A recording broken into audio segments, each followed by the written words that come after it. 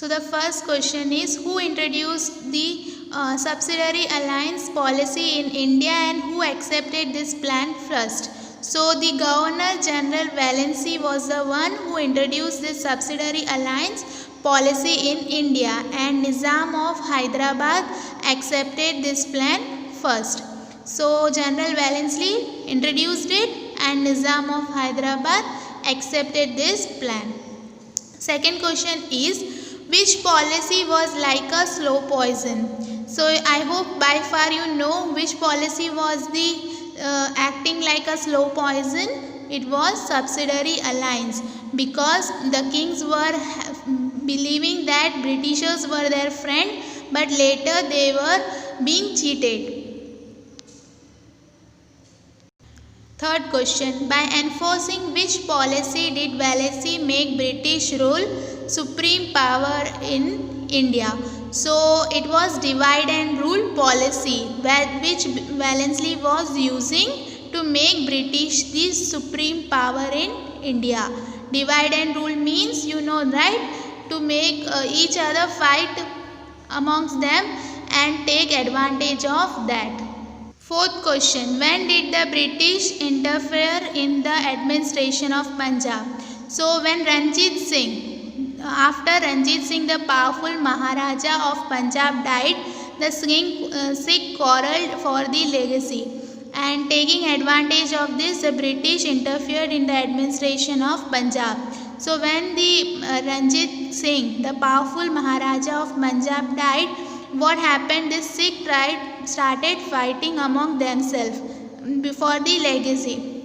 Means they wanted to be the next king. So that in this fight, who took advantage?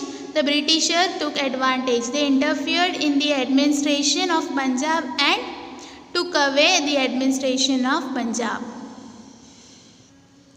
Who did not allow childless king to adopt a son?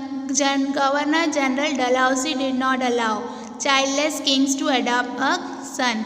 Why he did so? He wanted to accept all the kingdoms under British rule.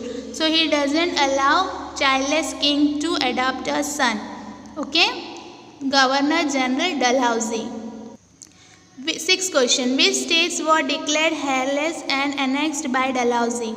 Hairless means when a king doesn't have son to look after his kingdom after his death, that is known as hairless. And annexed means when the place is took away by someone by force.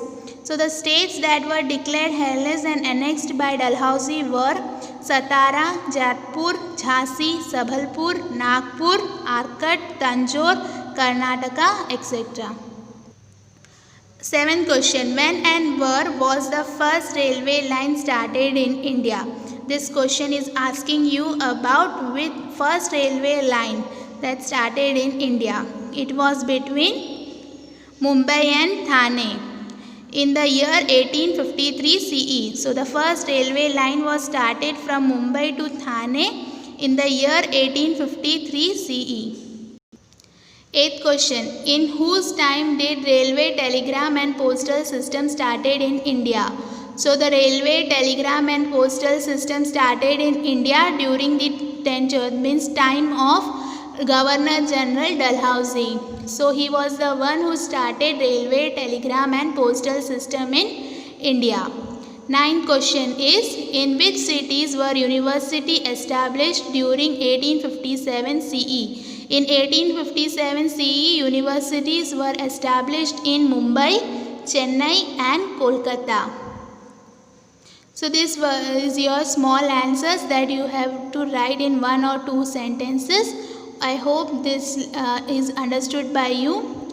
So if any doubt, you can ask me. So we are coming towards the end of the lesson number 4, how the traders became rulers.